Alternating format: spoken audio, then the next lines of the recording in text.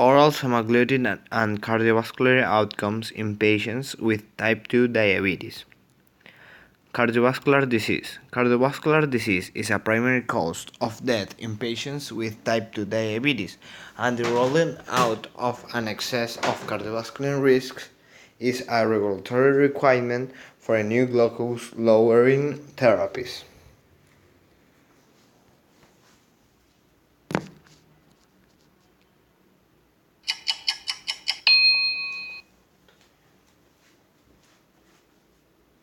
Over the past 2 decades, several studies have highlighted the importance of intensive glucose-lowering therapy, blood pressure control, and statin use to reduce the risk of cardiovascular complications and mortality in patients with diabetes. But the long-term trends of mortality and cardiovascular outcomes of patients with type 1 or type 2 diabetes, as compared with the general population, are unknown. In a study of patients enrolled between 1998 and 2012 in the Swedish National Diabetes Register, a total of 36,869 patients with type 1 and 457,473 patients with type 2 diabetes were included, along with matched controls from the general population. The outcomes that were assessed were all-cause mortality, fatal coronary heart disease, fatal cardiovascular disease, and hospitalization for cardiovascular disease. The rate of all-cause mortality declined among those with type 1 diabetes by 29%, and in matched controls by 23%, a difference that was not statistically significant. The rate of hospitalization for cardiovascular disease decreased by 36% among those with type 1 diabetes, and by 9% among matched controls, a decrease that was significantly greater for the diabetic group. The rate of all-cause mortality decreased by 21% among those with type 2 diabetes and by 31% among matched controls, a statistically significant difference that favored the control group. The rate of hospitalization for cardiovascular disease decreased by 44% among those with type 2 diabetes and by 29% among matched controls, a statistically significant difference that favored those with type 2 diabetes. The authors conclude that mortality and cardiovascular disease have declined for patients with diabetes. For most cardiovascular outcomes studied, event rates have decreased at least as quickly for patients with diabetes as for matched controls. However, as compared with matched controls, patients with type 2 diabetes had a smaller reduction in fatal cardiovascular outcomes. Full study results are available at nejm.org.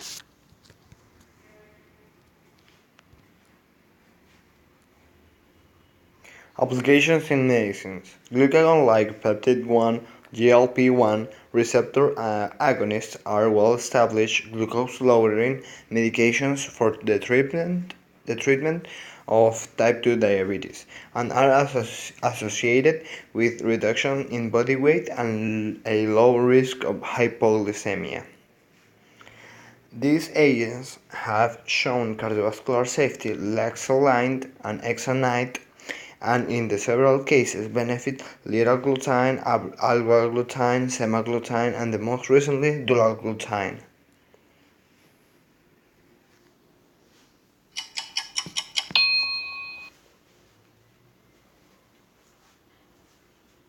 As part of its regulatory process, the U.S. Food and Drug Administration requires drug manufacturers to assess the cardiovascular risk of all new therapies for type 2 diabetes. Semaglutide, a glucagon-like peptide-1 or GLP-1 analog, with a half-life of about 1 week, lowers blood glucose.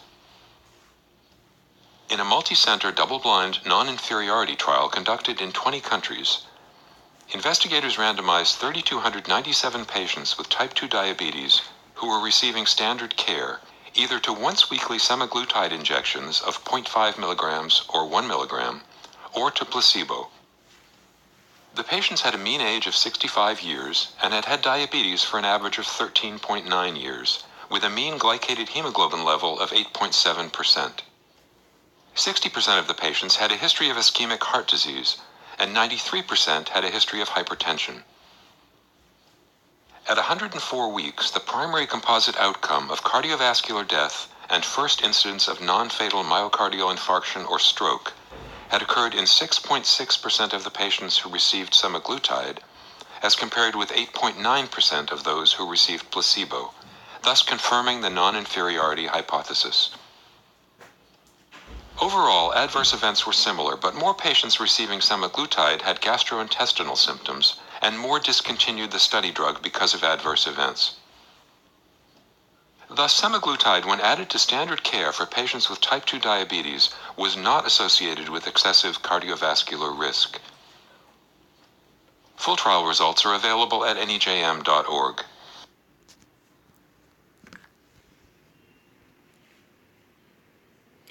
Issue applying in Ecuador.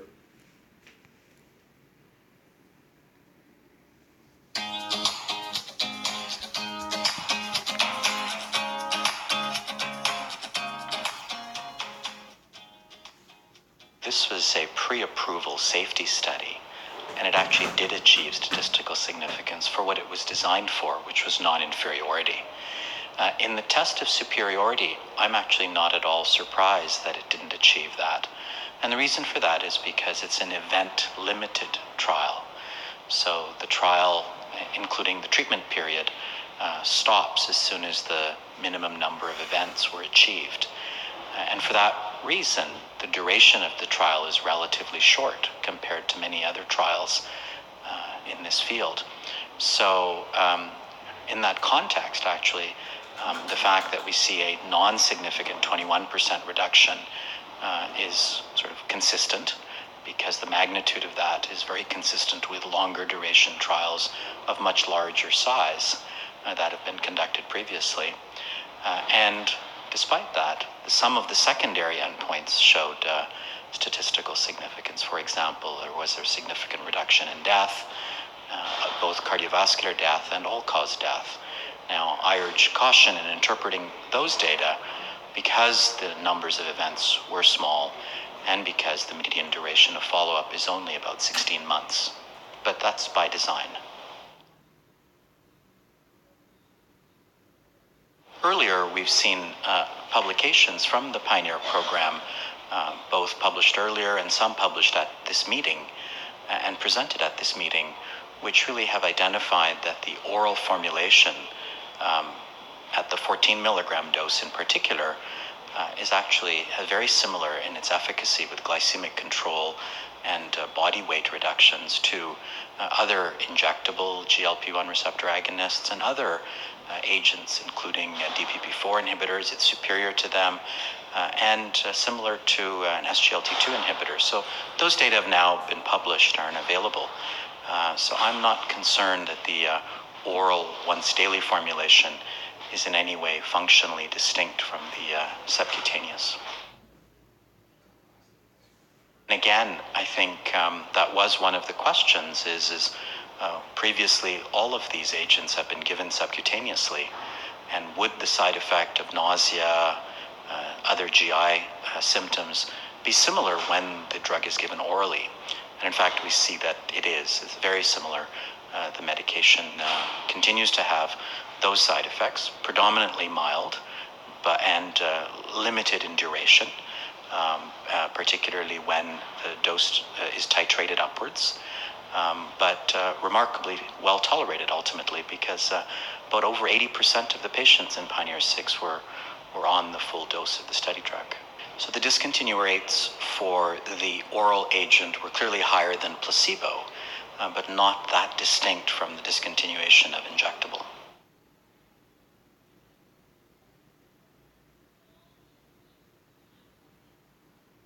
In the clinic, when we're treating our patients with diabetes, for me as a cardiologist, there are really two considerations. Number one, am I treating their diabetes with an agent that reduces cardiovascular event rates? That's number one and the higher priority. But then number two is, will my patient be compliant? Will they accept the recommendation? And for some patients, if they're already on insulin, which is administered as a subcutaneous injection, they may be comfortable with the injectable form of a GLP-1 receptor agonist or other injectable medications.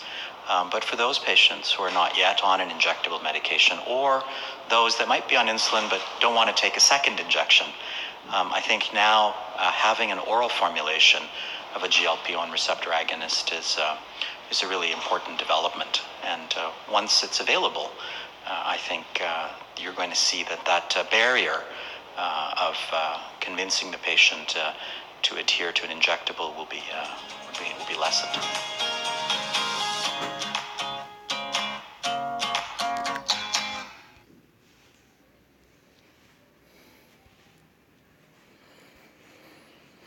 Pros and cons. Pros: glycated and hemoglobin levels decrease more in the oral semaglutide group than in the placebo group. Also, systolic blood pressure decrease more in the oral semaglutide group. This table shows us the adverse effects of the oral semaglutide and the placebo. We see that there is a more gastrointestinal disorders and metabolic and nutrition disorders than in the placebo group.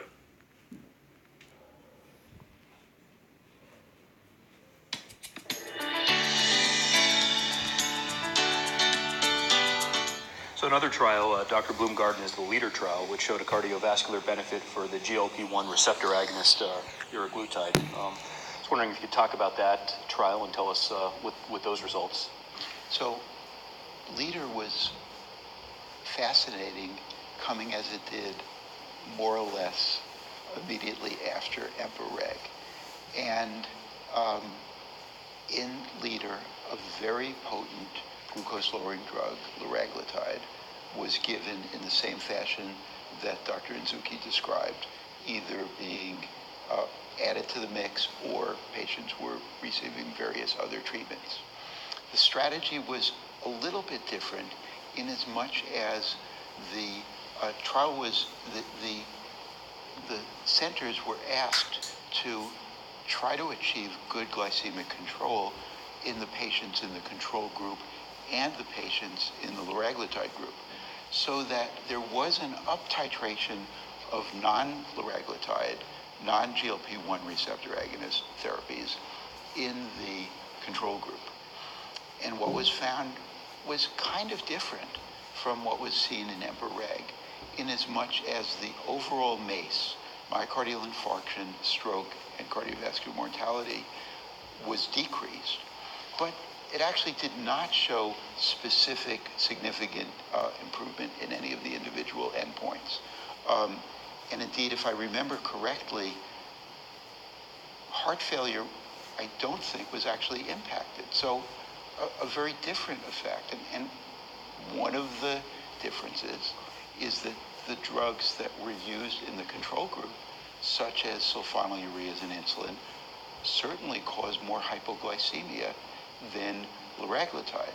And so we could look at this and say, well, maybe this is examining a very different aspect of diabetes treatment, that rather than it being cardiovascular benefit from liraglutide, it's avoiding the cardiovascular harms of other treatments. But we really don't have an answer as to what the exact cause is of the benefit in this trial, and then a related trial with a drug that has.